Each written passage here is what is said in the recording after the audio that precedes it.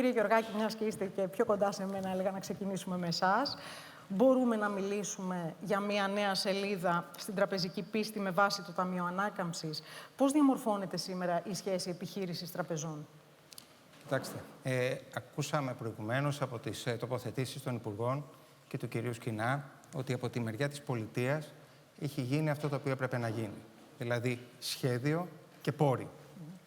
Για να μπορέσουμε αυτά να τα εκμεταλλευτούμε, θα πρέπει να υπάρχει από τη μεριά των τραπεζών το κατάλληλο κλίμα για να μπορέσουν να προωθηθούν αυτοί οι πόροι στην οικονομία. Γιατί, όπως σωστά υπόθηκε, ένα μεγάλο μέρος των πόρων αυτών προωθείται μέσω των τραπεζών.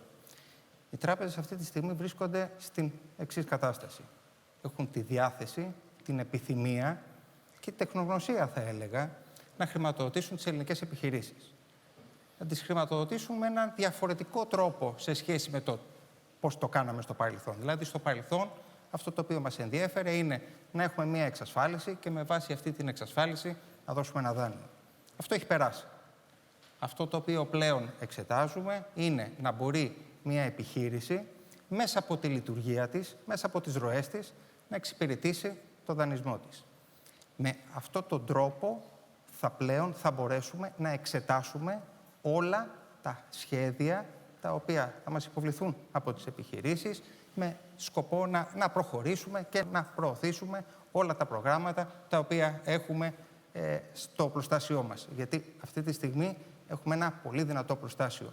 Είχαμε μια φαρέτρα γεμάτη με δικά μας προϊόντα, πολλά προϊόντα, και όχι μόνο προϊόντα, αλλά όπως είπα και πριν, και διάθεση και επιθυμία να δώσουμε χρήματα στην αγορά, και σε αυτή την φαρέτρα μπαίνουν μέσα επιπλέον εργαλεία, επιπλέον όπλα, επιπλέον υπερόπλα, αν θέλετε. Μάλιστα.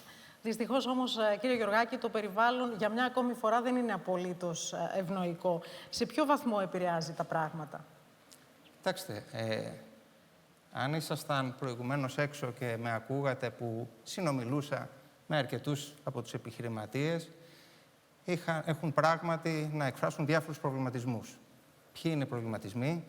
Αύξηση του ενεργειακού κόστους, αύξηση των τιμών των πρώτων υλών, πολλές φορές δυσκολία στο να βρούνε πρώτες ύλες, η οποία γενικώς αυτή η δυσκολία τους έχει αναγκάσει να κρατάνε με καλύτερα αποθέματα, και επίσης ένα τελευταίο πρόβλημα το οποίο αντιμετωπίζουν σχεδόν όλοι οι επιχειρηματίες, δυσκολία έως και αδυναμία πολλές φορές στο να βρούνε προσωπικό.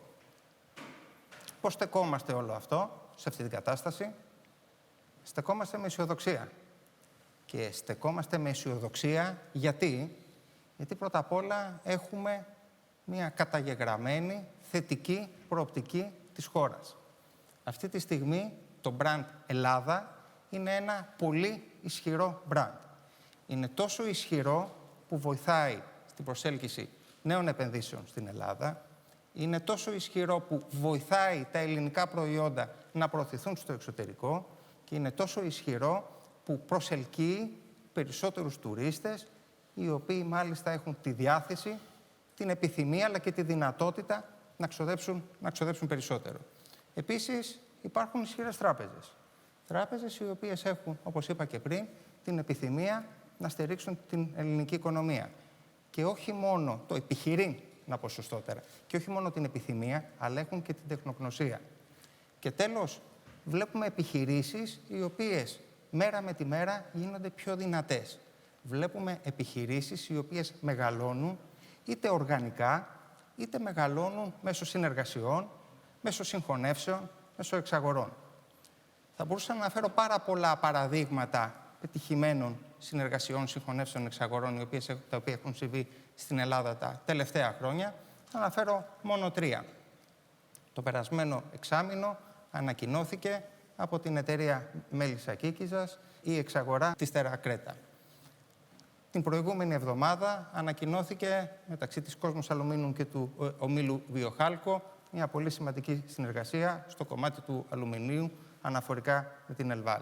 Και τέλος, θα αναφέρουμε και τη δική μας την περίπτωση, της Αλφα-Bank, που έχουμε ανακοινώσει και προχωράμε στην υλοποίηση της συναλλαγής με την ΕΞΙ για το κομμάτι των καρτών, των πιστωτικών καρτών. Και μιλώντας για τη δική μας τράπεζα, νομίζω έχει ενδιαφέρον να δούμε πού είμαστε εμείς, πού είναι τοποθετημένη η Αλφα-Bank μέσα σε αυτό το περιβάλλον. Η Αλφα-Bank λοιπόν είναι εδώ και στοχεύει και θέλει και επιθυμεί να χρηματοδοτήσει όλες τις επενδύσεις που έχουν στόχο την εξωστρέφεια, την καινοτομία, τη μεγέθυνση.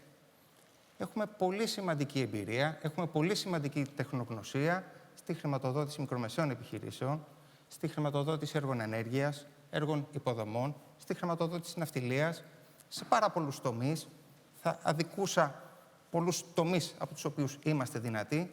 Είμαστε όμως πραγματικά δυνατοί. Έχουμε την εμπειρία πέρα από τη διάθεση την οποία προανέφερα. Επίσης, μετασχηματιζόμαστε, προσπαθούμε και θέλουμε να εντάξουμε την τεχνολογία προς όφελος του πελάτη. Αλλάζουμε με επίκεντρο τον πελάτη, με σκοπό να προσφέρουμε νέα εργαλεία στον πελάτη. Να κάνουμε πιο εύκολη, να κάνουμε πιο γρήγορη τη δουλειά του πελάτη. Φυσικά, όπως κάναμε πάντα σαν Αλφα-Bank, θέλουμε, και αυτό προσπαθούμε και τώρα να κάνουμε, να χτίσουμε σχέσεις αμοιβαίας εμπιστοσύνης. Με έναν λίγο διαφορετικό ρόλο από ό,τι ήταν οι τράπεζες στο παρελθόν. Ήμασταν χρηματοδότες και είμαστε χρηματοδότες, αλλά πλέον λειτουργούμε και σαν σύμβουλοι. Και φυσικά είμαστε και θα παραμείνουμε η πρώτη επιλογή των επιχειρήσεων.